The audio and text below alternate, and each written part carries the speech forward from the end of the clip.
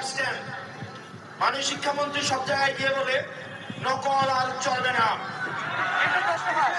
2026-এর শিক্ষার্থীরা আপনাদেরকে দেখিয়ে দিচ্ছে এই স্ট্যান্ডবাজি আর বাংলাদেশে চলবে না। হাঁটু সমান পানিতে, বুক সমান পানিতে 2026 সালের এইচএসসি পরীক্ষার্থীদের আপনি ডুবিয়ে ডুবিয়ে আপনি পরীক্ষা দিতে বাধ্য করেছেন। এবং একটা পরীক্ষার প্রশ্ন আপনি প্রণয়ন করেছেন। আপনি পরীক্ষার প্রশ্নের মধ্যে 2টা সৃজনশীল আপনি ভুল দিয়ে রেখেছেন। একটা পরীক্ষার্থীর তখন মানসিক অবস্থা কি ধরনের হয় একবার চিন্তা করেন।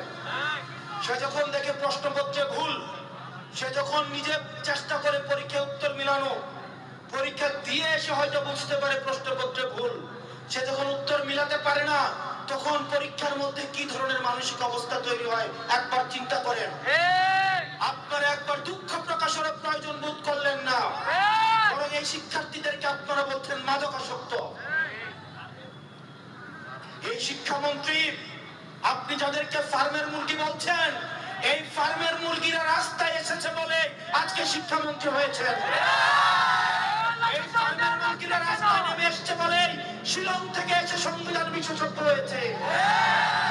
এই ফার্মের মুরগিরা রাস্তায় এসেছে বলে আজকে লন্ডন থেকে এসে বাংলাদেশের প্রধানমন্ত্রিত্ব করছে।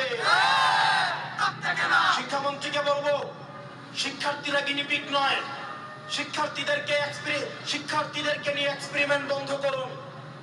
কিছুদিন পর পর একটা জিনিস ইচ্ছা হয়, আপনারা সেটা তাদের উপরে চাপিয়ে দেন, শিক্ষার্থীদের উপরে চাপিয়ে দেন। এই শিক্ষার্থীদের আপনাদের এক্সপেরিমেন্টাল টুল না, যে যখন ইচ্ছে তাদেরকে নিয়ে এক্সপেরিমেন্ট করবেন, এক্সপেরিমেন্ট ফেল করলে আবার সে এক্সপেরিমেন্ট তুলে নেবেন। কারণ আপনাদের সন্তানরা দেশে পড়াশোনা করে না, আপনাদের সন্তানরে আপনারা বিদেশে রেখে পড়াশোনা করান। সন্তানদেরকে রাস্তায় রেখে রাজনীতি করাবেন,